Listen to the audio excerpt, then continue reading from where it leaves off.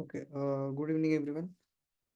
Last class we had gone through number theory. We had started number theory. This will probably be the last session. I'll confirm, and you guys will get to know anyways. AMC 10-12 is on 3rd of November, I think, 3rd and 6th of November, or first 2 weeks of November. So I think this will be the last session. We will go over some more number theory questions, but we'll keep it more fast paced today. Last week we had this question: how many two-digit factors of 2 to the power 24 minus 1 exist? You can go through the notes over here. Go through the solution. Okay, you can factorize 2 to the power 24 minus 1, and then using the prime factors, you can build two-digit factors for it, and you get total 12 solutions. What I'll also do is give you guys the uh, link for this notes as usual. So you can go through all the past questions also that were discussed.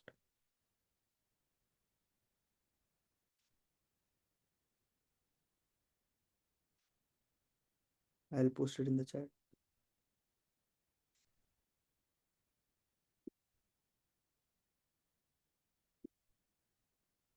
Okay.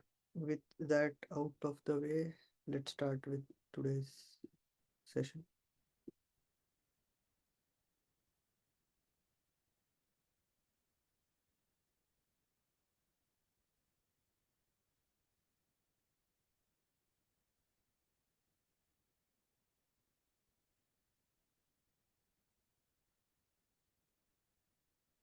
Okay, some simple stuff about congruency in number theory is that uh, if A equal to B mod C, you have A minus B equal to 0 mod C, and that also means that C divides A minus B.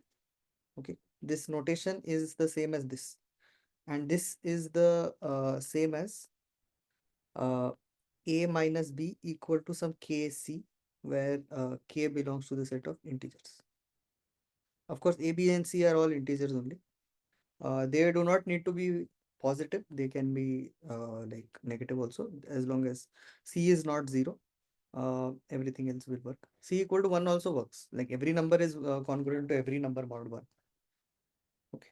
Uh, this is one thing. Another a non-obvious thing is, it might be obvious to a lot of you, but if you have a polynomial, if A equal to B mod C, this implies that any polynomial f of A equal to f of B mod C. Okay, where f is a polynomial. F is a polynomial going from real to real. Uh,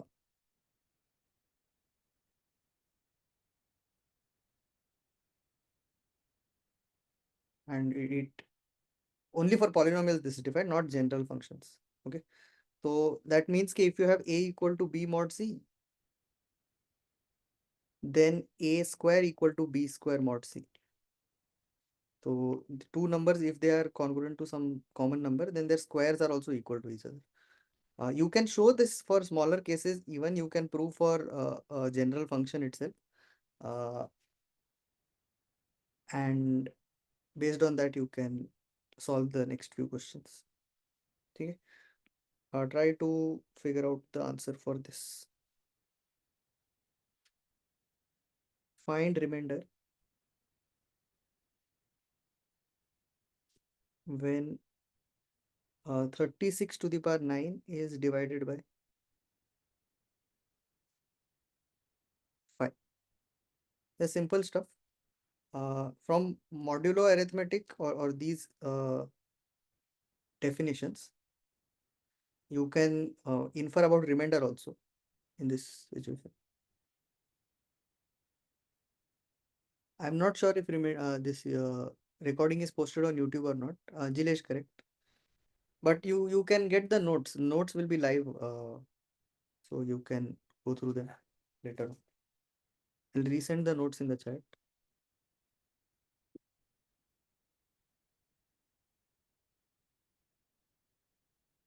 Okay, so question is, what is 36 to the power 9 when divided by 5? What is the remainder? The thing is, uh, remainders when divided by 5 are only very few to count. It's either 0, 1, 2, 3, or 4, not many options.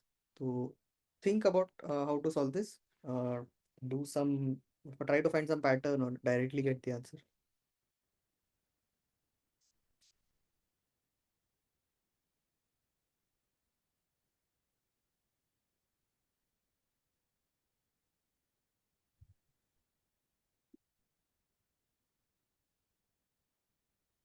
If you get the answer, you can put it in the chat. Otherwise, you can keep working on it. Okay, August. Yeah, correct answer.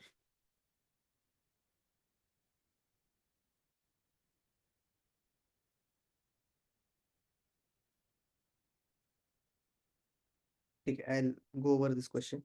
Now, 36 is equal to 6 is equal to, or I can directly write 1 mod 5. Because 36 and 1, when both of these are divided by 5, they leave remainder 5 only. They really leave remainder 1 only. Or their difference is divisible by 5. So any two numbers, if their difference is divisible by 5, they are equal to each other modulo 5. So it's like all numbers are just 5 numbers. In mod 5 universe, there are only 5 numbers in existence. 0, 1, 2, 3, and 4. 5 is equal to 0, 6 is equal to 1, 7 is equal to 2, 8 is equal to 3, and so on. All the numbers, all integers in the universe can be either written equal to 0, 1, 2, 3, or 5. This same way, 36 becomes equal to 1, and 36 to the power 9 becomes the same as 36 to the 1 to the power 9. Okay, so answer is that if 36 to the power 9 is the same as 1 to the power 9. That means two numbers which are like having the same are congruent to each other modulo some number, then they will leave the same remainder also. That is easy to check. If you take their difference by, let's say, Euclid's division lemma, I dividend d1 is equal to some quotient q1 divisor plus r1, and d2 is equal to q2d plus r2. Now, if d1 and d2 both, their difference is divisible by my divisor, that means if d1 is equal to d2 mod d, then I can sort of say that my divisor will divide the difference of them. This means d divides the difference of d1 minus d2, which is equal to q1 minus q2 times divisor plus r1 minus r2. Now, in R1 and R2 are remainders which are smaller than my divisor. So this has to be equal to 0, because if my divisor is dividing something, this is already divisible by my divisor. This is some extra stuff. This extra stuff has to go to 0, which causes the remainder of both of them to also be 0. Okay. I have given too much theory. It might be tough to digest it in first go. You can try the second question. Find remainder when 34 to the power 9 is divided by 5.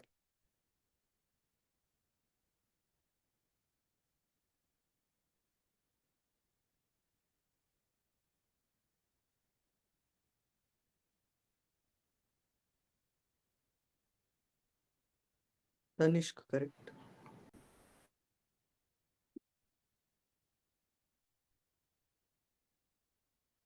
There are only 5 possibilities, anyways.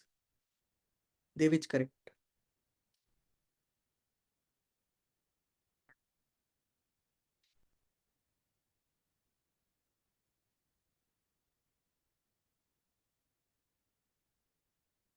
Ritayush, correct. These are simple, simple stuff. We'll like increase the level from the next question onwards. Ah, Agastya, correct answer. So the thing is, if we are talking about remainder when we divide by 5, in a way we are only talking about the unit digit, correct? Jilesh, correct. So you can actually forget about this tens place. 34 times 34. Uh, Three's influence is nowhere seen in the unit digit. Once you do a squaring, 34 square, unit digit will become 6. Once you again multiply by 4, 6 times 4 becomes 4. So you can sort of see that the units digit uh, alternates between 4, 6, 4, 6 as the power goes from 1, 2, 3, 4, and so on. So when the power becomes 9, my unit digit must become 4. So every number that ends in 4 leaves remainder 4 when divided by 5 also, correct? So that is another way of looking at the same thing, but you can rather get to the answer very quickly if you are using modulo arithmetic. 34 to the power 9 can be written as minus 1 to the power 9, or instead 34 can be written as minus 1 mod 5. Now I had talked about integers being mentioned over here, correct? A, B and C are integers where C is not equal to 0. So I can have negative numbers also. The difference of 34 and minus 1 is 35, and 35 is divisible by 5. So uh, we can write that 34 and minus 1 are equivalent to each other, modulo 5, in the universe of numbers that are on a ring of 5 only. So when we raise this to the power 9, what we get is 34 to the power 9 minus 1 to the power 9. This becomes simply minus 1 only, minus 1 mod 5. And minus 1 mod 5 is equal to 4 mod 5. Or equal to 4 directly. When once you have mentioned mod 5 or mod once, then it would uh, imply that I'm like talking modulo equalities only, and or equivalences, and not like proper arithmetic equalities. Arithmetic equality mean you can't say that minus 1 is equal to 4. This is a wrong statement. But mod 5 it is true. So since 4 is very much remainder like, 0 to 4, these numbers 1, 2, 3, 4, these are the possible remainders. So the remainder is also equal to the modulo of the number. So answer ends up being 4 only. Let's try one more problem.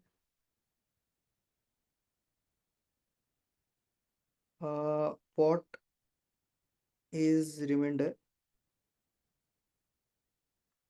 when 7 to the power 803 is divided by 400?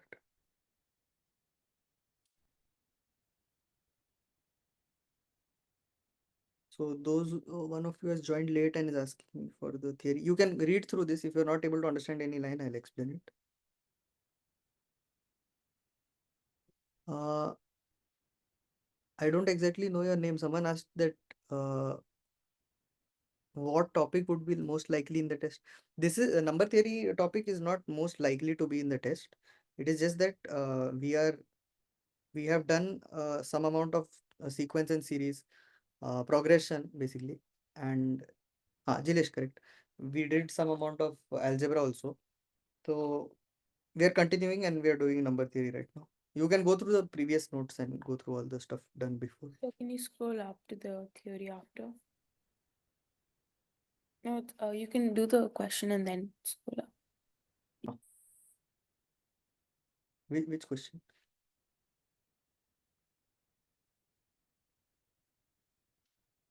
Okay, what is remainder when 7 to the power 803 is divided by 400? I would suggest that try to figure out what is 7, 7 square, 7 cube, 7 to the power 4. What happens to 7 to the power 5? This will give you some idea.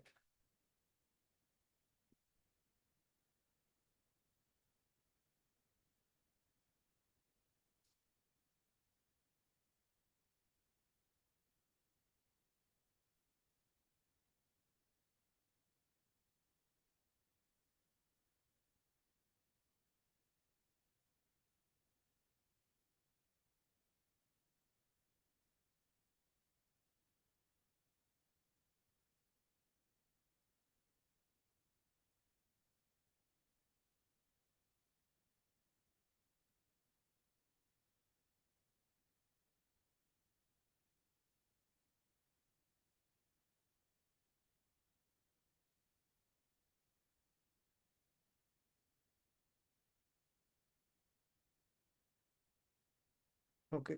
So I'll solve this. 7 is as it is 7. 7 square is 49. 7 cube is 343. And 7 to the power 4 if you calculate. Tanish, correct. 7 to the power 4 is interesting. It is 2401. So when you look at this particular number, 7 to the power 4 mod 400, 7 to the power 4 equal to 2401, and that is equal to 1 mod 400. So far you might have like realized the pattern we are sort of getting at. We are trying to figure out a particular number that is 1 mod 400 or minus 1 mod 400. Then raising 1 to any power is easy. So when I have such a huge power, 803 on 7, I can break it down into 7 to the power something, to the power something, 7 to the power 4 to the power something, and some other leftover stuff. So my 1 can take care of most of the uh, large power over here. And then whatever remains is tiny stuff, we can sort of assign it to the remainder. So continue from here and try to get the answer.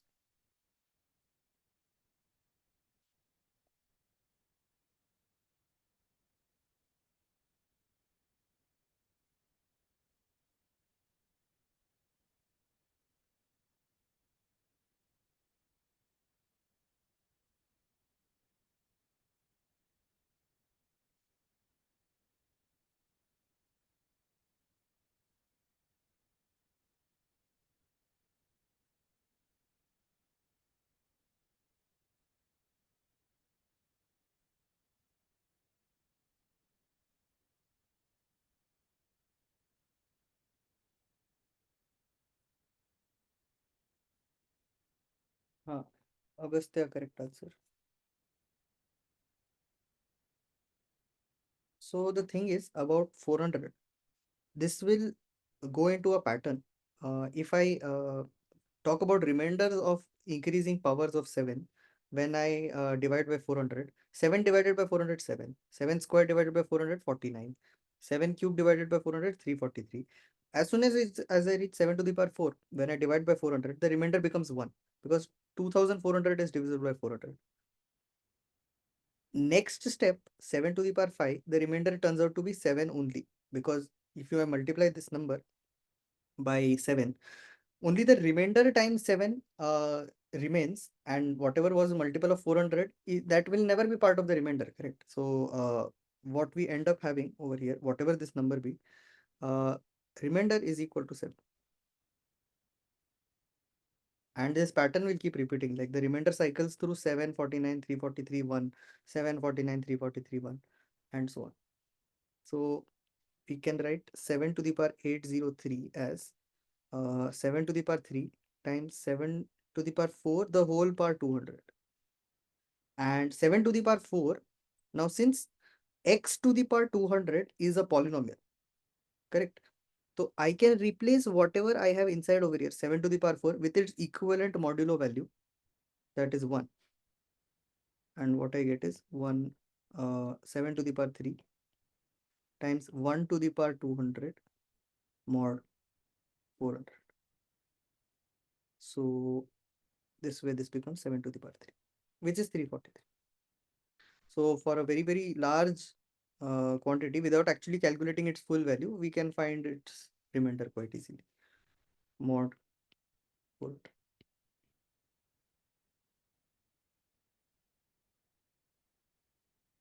Okay, try this next question. From all the integers between 1 to 2024, 2025, sorry, both included,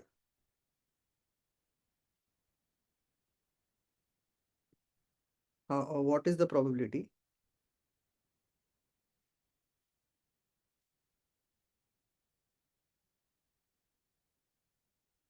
that uh, n, so from all the integers n between 1 to 2025, both included, what is the probability that n to the power 16 when divided by 5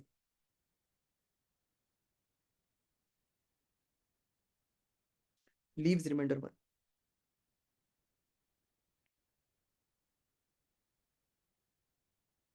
So think about this.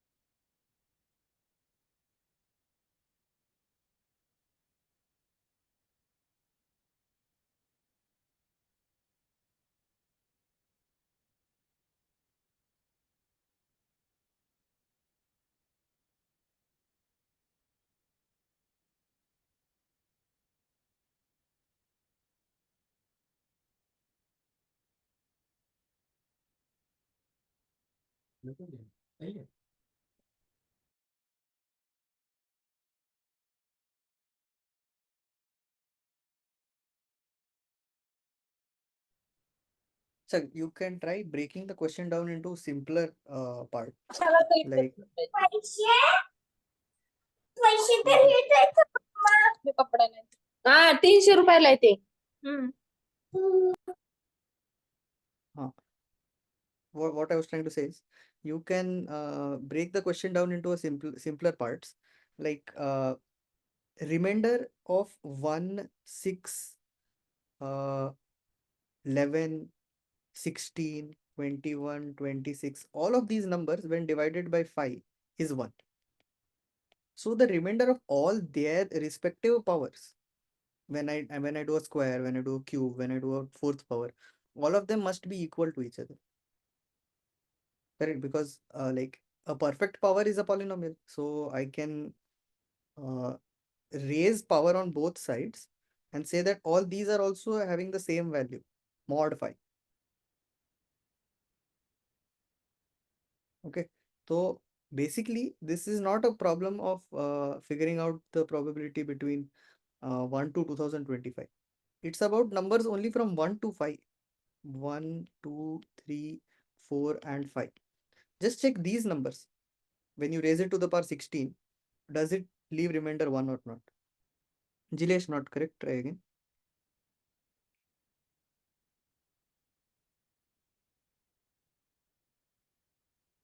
I hope everyone understood.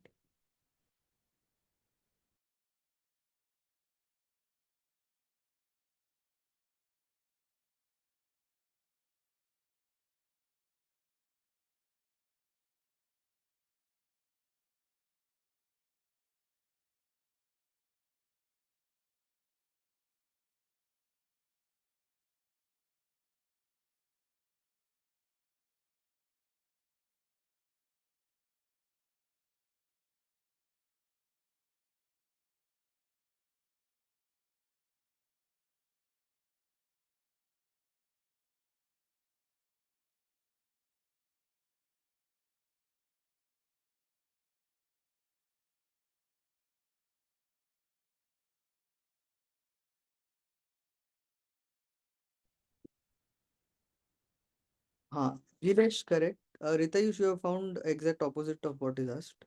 Raghuram, not correct. Sorry, Raghuram, correct. Yeah, it will leave remainder 1 some of the time. Vedansh, correct. Tanish, correct. Jilesh now correct. Ritayush, try again.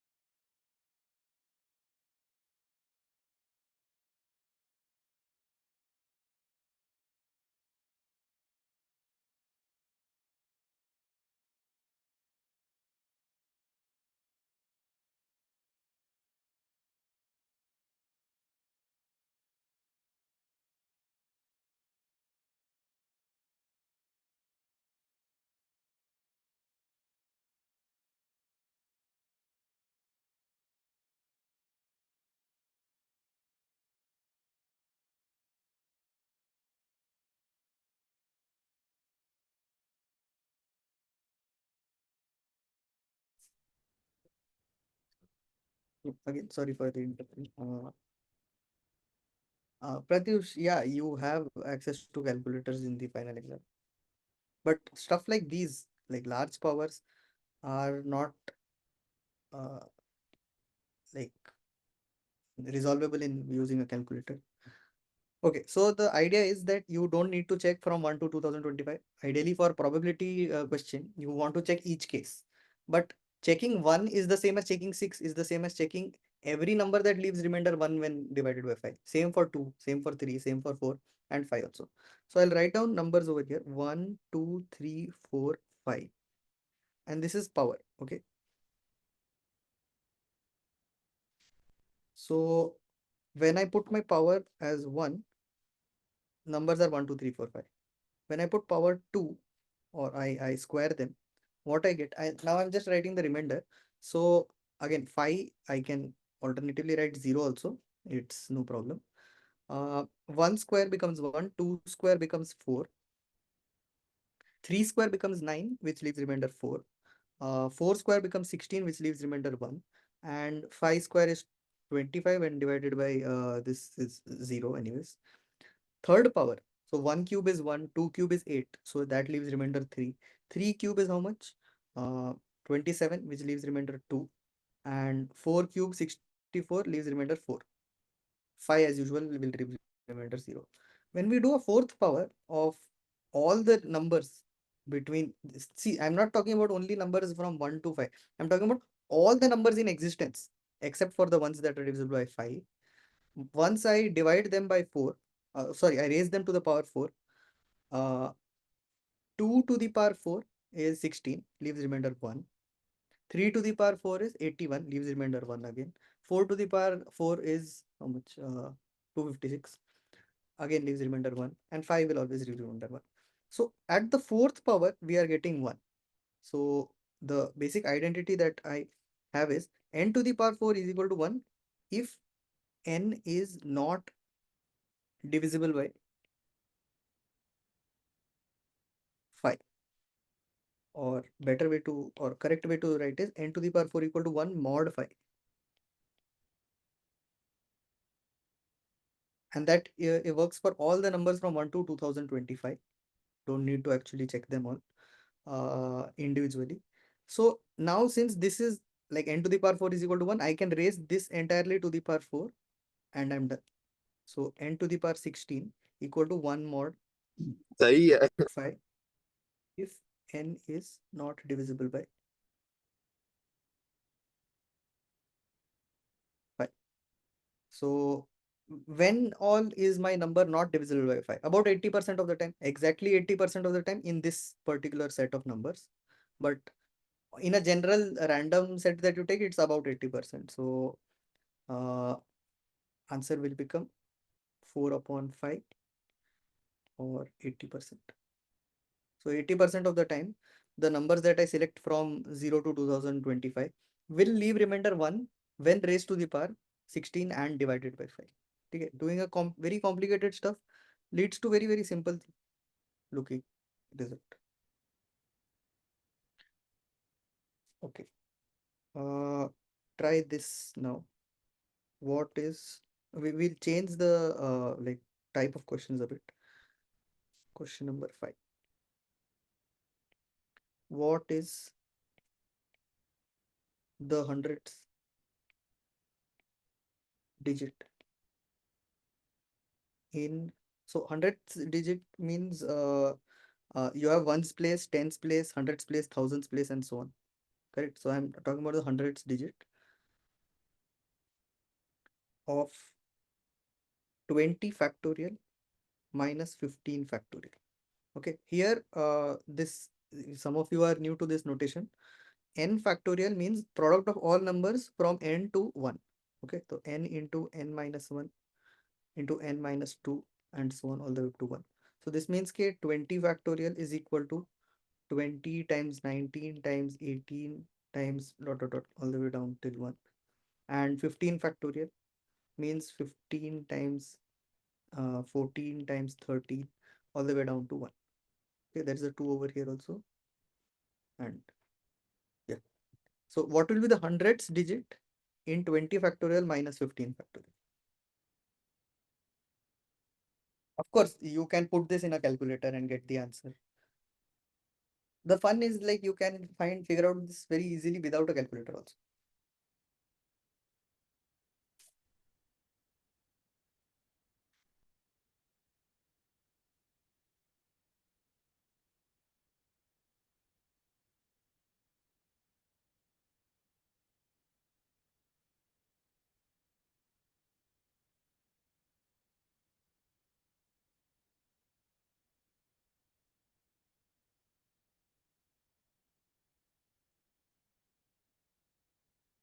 Jilesh, correct. Very good.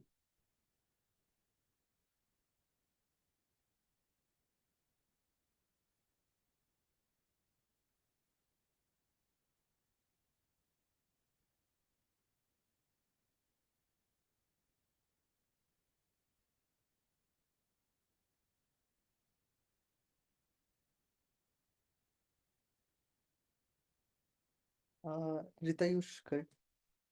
Tanish, correct.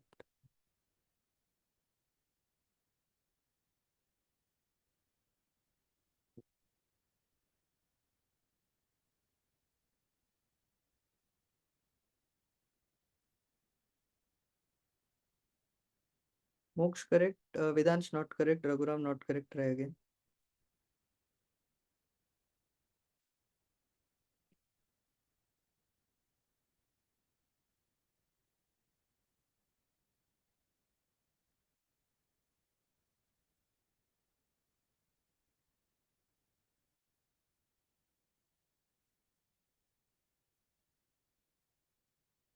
Agastya, try again.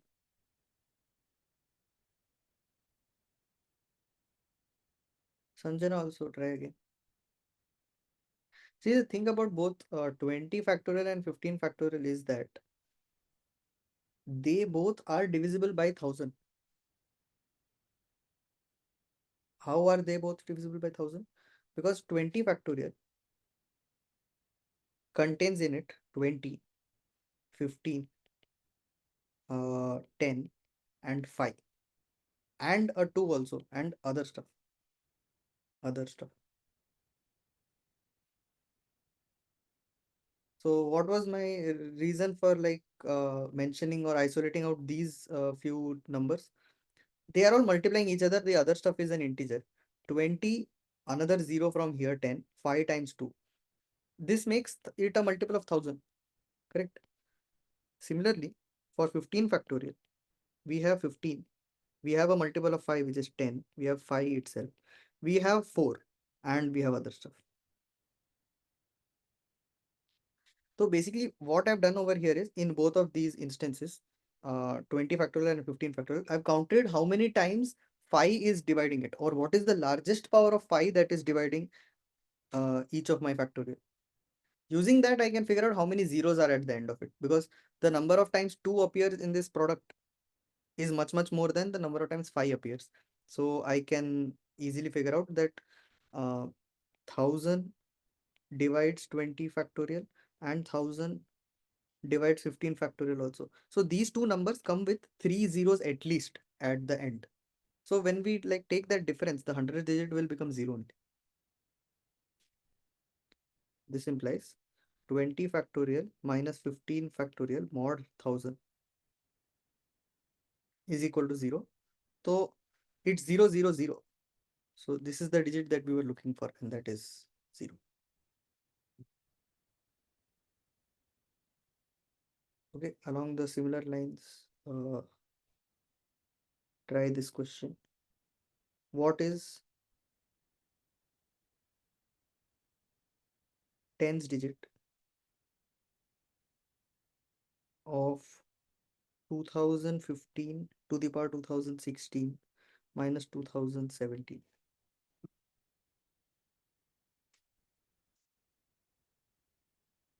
You can also try for 2025 to the power 2024 minus 2023. What are the tens digit in each of these?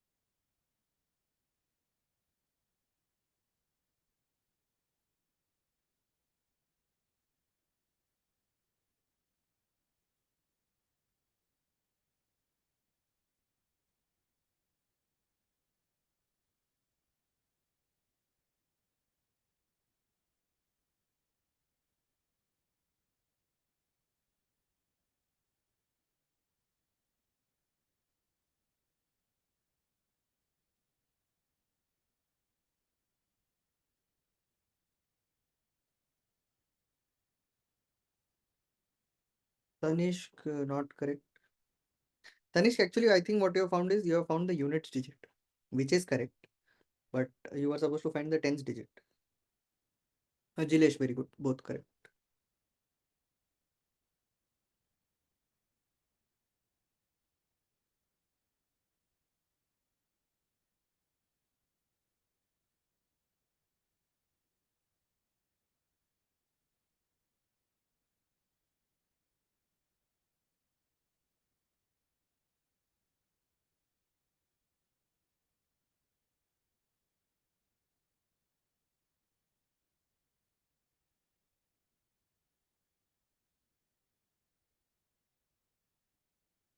Rudra, not correct. Rudra, like when you do subtraction, you should keep track of carryovers.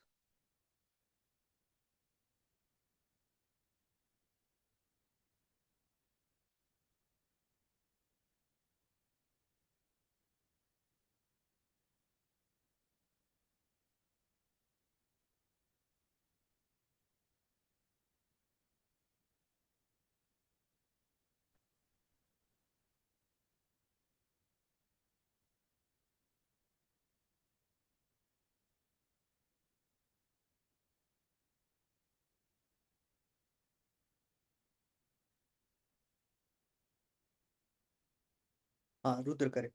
Very good. So it turns out both of these actually have the same answer. Moksh, correct. So if you have found one, then you can be assured in the fact the other also has the same answer. If you have done everything properly. So I'll give some ideas how to proceed in this. Stuff common about both these is both these numbers are ending in 5. Both of them are raised to an even power. And that is all you require to proceed with this and get the tens digit. So the thing is, every number that ends in 5 can be written as uh, 10n plus 5. Okay, this is all numbers that end in 5.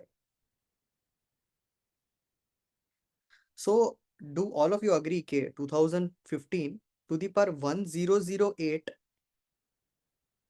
this stuff will end in 5? Correct. What I'm trying to write is 2015 to the power 1008. This stuff will end in 5. What I'll do next is I'll square it. What I'm trying to basically motivate over here is that any number that is ending in 5, once I square it, something amazing will happen.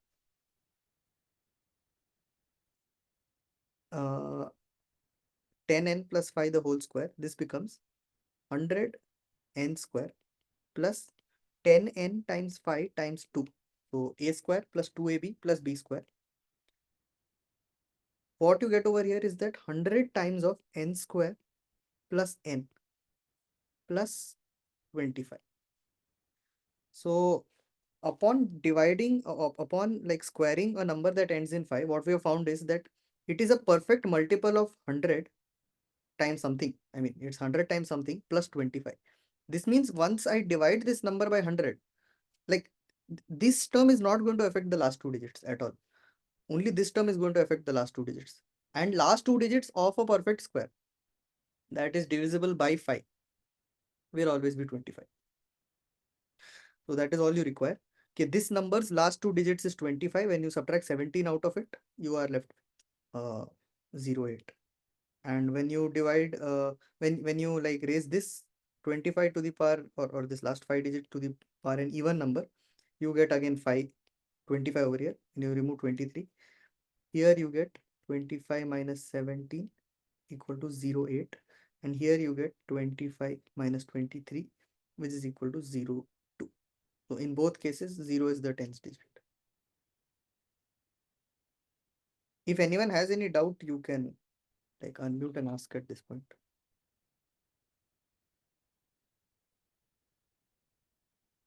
These are not the most simplest stuff, but they are quite elementary.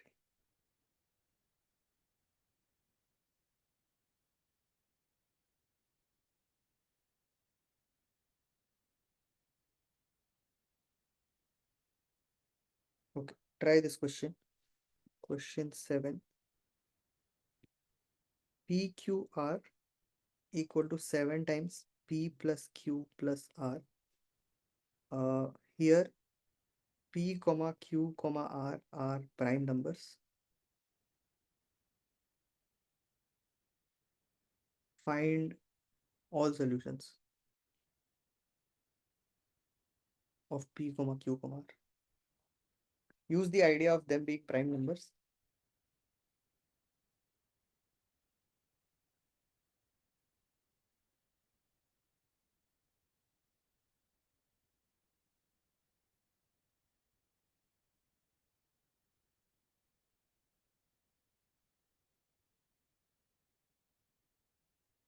It's written PQR is equal to 7 into P plus Q plus R, right? Correct, yeah. Okay.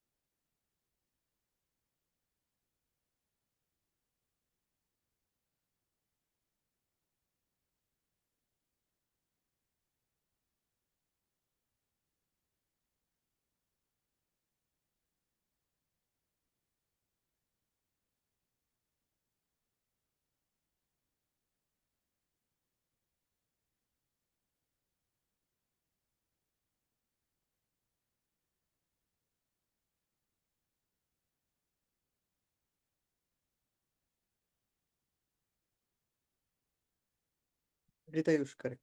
Very good. You use the fact that PQR are prime numbers. From there, you can Yes. very fast reduce the size of the problem.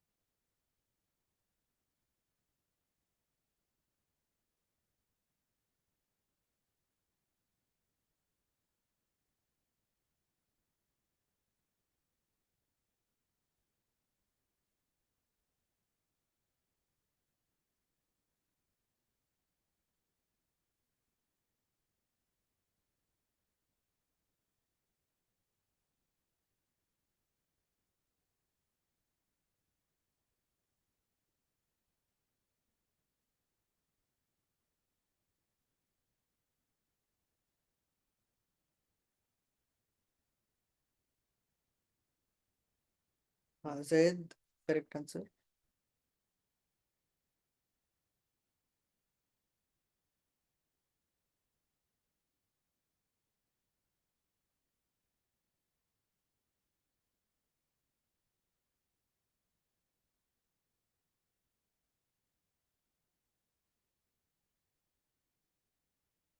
Okay.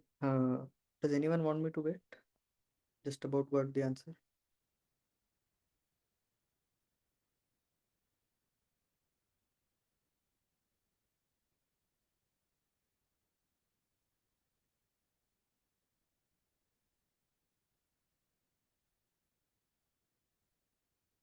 Okay. Uh, PQR are prime numbers and 7 divides each of them.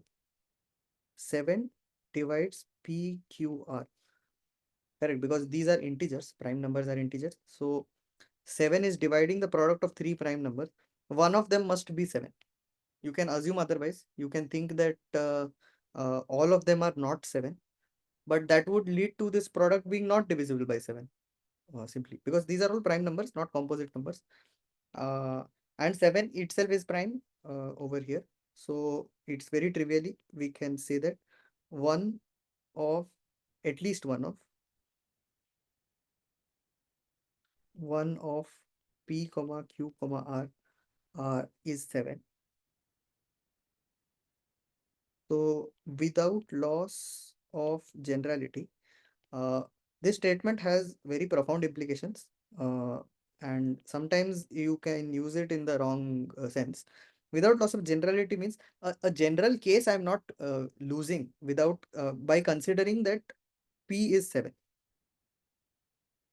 Okay, my equation over here is symmetric in p, q, and r. So if I replace p with q, q with r with p again, or any other way, p with q, I mean, that is the only possibility. The thing is, if I shuffle them around, like I leave P as it is, Q and R I shuffle. Basically, these are not a circular permutation also. This is like complete permutation, like invariant. If you replace any of these with each other, you will get the same equation back.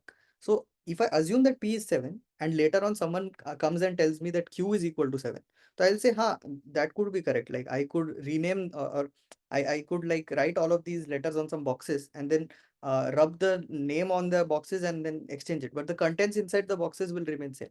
So I'll just assume for now, okay, P is 7 and all others are whatever. At least one of them has to be 7. So P is 7 is a good enough argument. Then what I get is QR equal to Q plus R plus 7.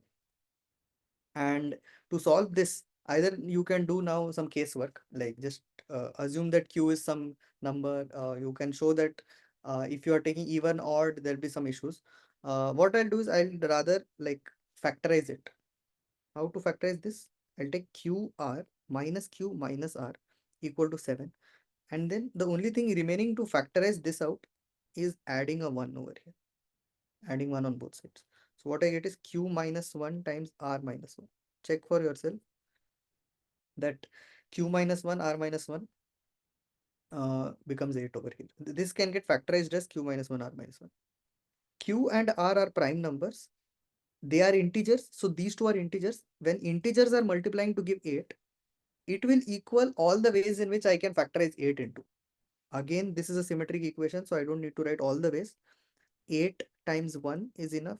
4 times 2 is enough. These two are in general the least number of cases that I need to take to consider all possibilities. There are other stuff that you need to keep in mind. Okay, there could be negative product also. Minus 8 times minus 1, minus 4 times minus 2. Then there are 2 times 4, 1 times 8, then minus 2 times minus 4, minus 1 times minus 8. These are the 16 ways in which I could have factorized 8. But out of these negative ones I don't really care about, because once I add 1 to them, they no longer remain positive. They are not prime. So I can reject all of these instantly. These 4 and 2, 2 and 4 are symmetric. They are giving me the same solution. It's just Q and R's values are flipped in that situation. So 8 times 1, 4 times 2 is enough. And from these, I get Q equal to 9, R equal to 2. And from here I get Q equal to 7, not 7, sorry, 5, R equal to 3. This is invalid because Q no longer remains a prime number. You might get solutions which are unfeasible. You have to manually check them and reject them. The only solution that works is 7, 5, 3. Now, if the question is asked how many solutions exist, then answer is not one solution only. It is 6 solutions, because you can take permutations of this and you get 6 ways to permute them around. So that way you are solved. This is on an unordered solution.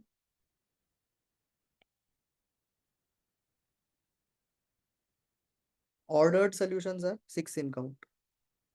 7, 5, 3, 7, 3, 5, 5, 3, 7, 5, 7, 3, and finally 3, 5, 7, 3, 7, 5.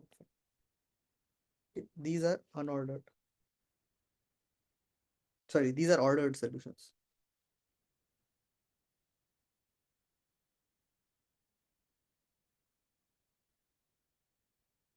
I care about the order in which they are presented. That's why they're called ordered solution. I don't care about the order in which they are presented, unordered. Sometimes unordered solutions are enough to solve a particular expression. For symmetric equations, that is the case. For asymmetric equations, unordered solutions are not always acceptable. You need to present ordered solutions also. Let's go over the next question. Question 8. Which among these are never prime for prime p? So p is a number which is prime. You have a certain number of options: p square plus 16, p square plus 24, p square plus 26, p square plus 46, and p square plus 96. So these are numbers, of course. P is a prime number. Whenever p is a prime number, which of these expressions is always a composite number? Multi-correct also it could be. So think.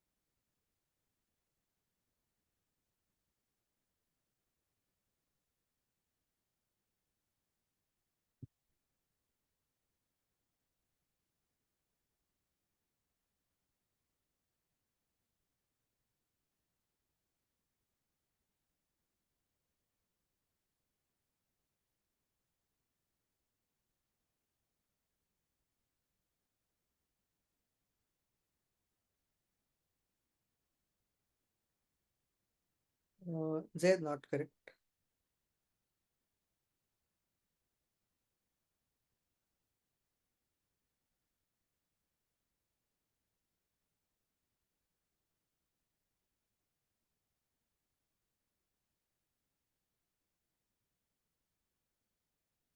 Ritesh correct. Agastya, try again.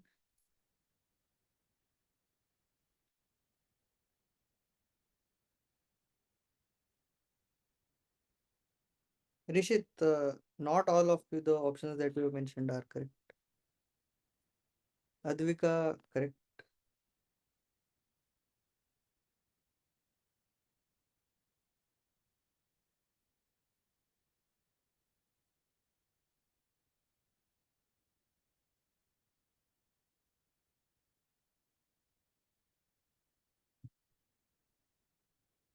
Rishi, not correct completely.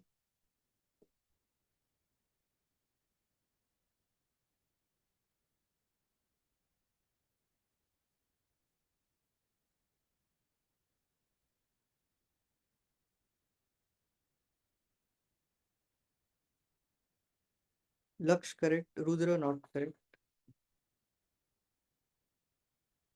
Jilesh, not correct.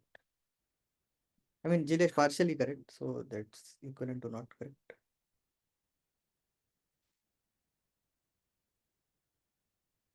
Okay, I'll start with showing at certain times these become prime.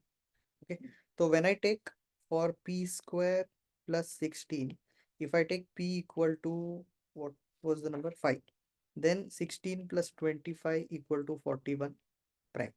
Okay, I'm not saying that this is a prime generator, but at certain times it becomes prime. P square plus 24.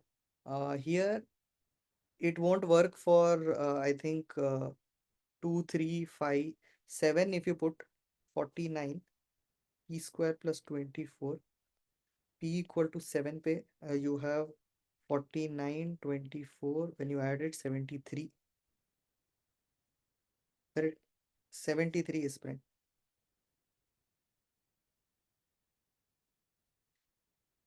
For C, as it turns out, it will never be prime. I will show how. For D, let us figure out something. P square plus 46 Uh, has someone found any value over here? We can't add 9 to this. B P equal to 1 doesn't work, Ritesh. P1 is not a prime number, no? So if we add again 47 to it, P equal to 7, 49 to it. 49 plus 46 leads us to, okay, it's 95. If we add 11 to it, 1, 2, 1, 4, 6, 7, 6, 167. I think 167 is prime. Yeah, it does seem prime. Not divisible by 2, not by 3, not by 7. 11 also it's not there. 13 also it's not divisible. So this is prime. And finally p square plus 96, a very, very large one. 3 won't work. 5 might work. Does 5 work? 121. Hridayesh, here you want p to be a prime number. So whoever is suggesting that we can put p equal to 1, 1 is not a prime number, okay? You can't. What else? P equal to, let's put 7. In this case, 49 plus 96 becomes useless. 11 if we put again. How much do we get? 121, 96, 7. 217 is definitely not prime. But see, the thing about 96 is that showing it is slightly difficult, but at some point you will get a prime. So we can check one more and then we call it a day. I'll explain why p square plus 26 is not prime. Uh, so 169, 96, if you add this, okay, won't work. Might work.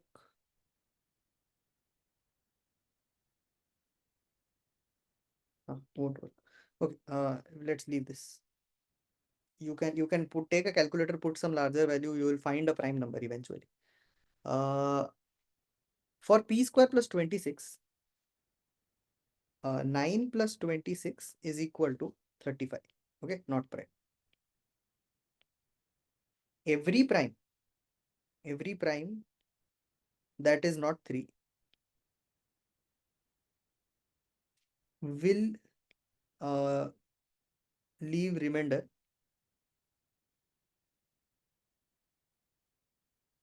1 or 2 when divided by 3.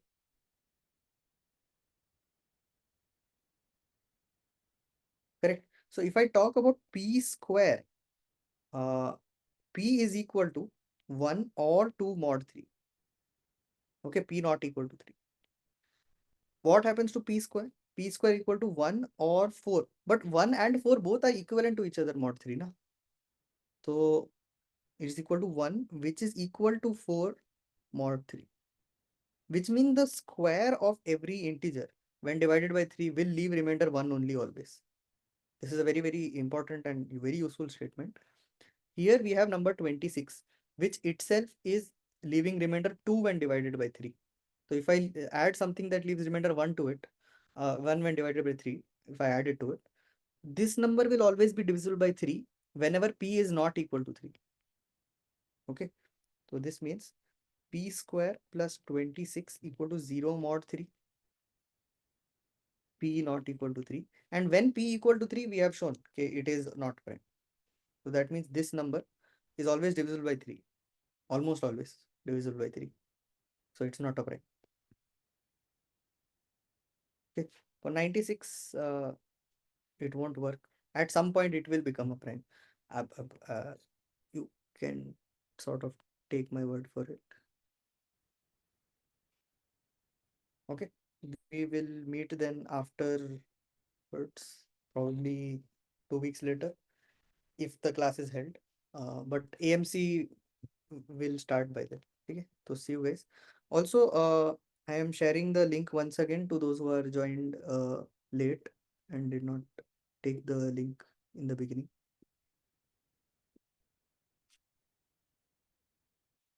This is the link to the notes. So far, I have updated it. So everything till today's class is visible. Okay. Goodbye, everyone. Thank you, sir. All the Bye. best.